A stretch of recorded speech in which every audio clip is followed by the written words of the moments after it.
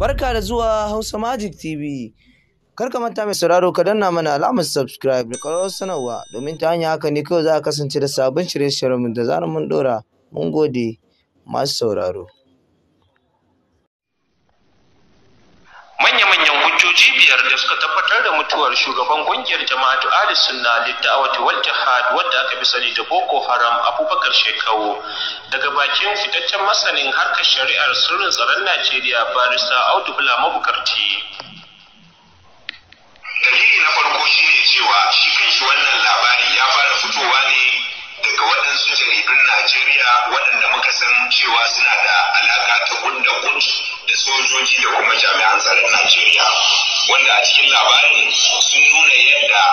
su jami'an tsaro suka kusa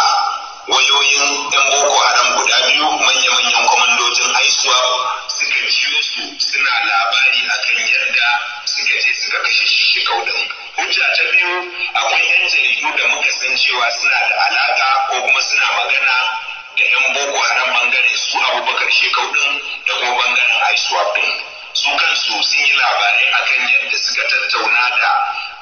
majiyoyinsu a cikin kungiyoyin nan guda biyu duka, kuma majiyoyin suka tabbatar musu da cewa Abubakar Shekau ya mutu. Abu na uku shine cewa wato akwai rahotanni da dama daga mutane waɗanda suke ƙasa a nan jihar Borno da tafkin Chadi waɗanda suke da majiyoyi su ma a cikin ƙungiyar Boko Haram da suka tabbatar da cewa ya mutu. Abu na hudu shine Shekau bai musa ba,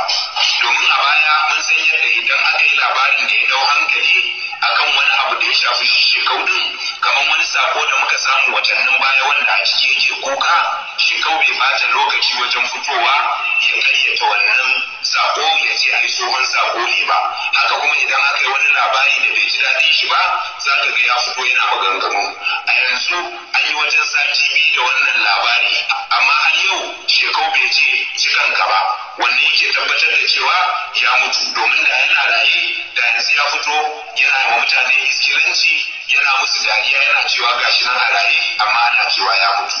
Abu na ƙarshe kuma wanda shi ne hujjan da ya fi kowanne ƙarfi a yanzu shine cewa su kansu 'yan ƙungiyar ISWAP sun fidda sako a ranar Juma'an nan da ta gabata, wanda a ciki suke tabbatar da cewa su ne suka kashe Shekau, kuma suka yi bayanin yadda aka yi suka sa shi a kwana har ya tashi bam ɗin da yake cikin shi ya mutu, sannan suka kawo dalilai na halartar jinin shi. Idan yau ne farkon zuwan ku wannan tasha, muna so ku danna mana alamar subscribe sannan ku danna ƙararrawar sanarwa da zarar mun ɗaura sababbin shirye-shiryen mu masu tushe da inganci.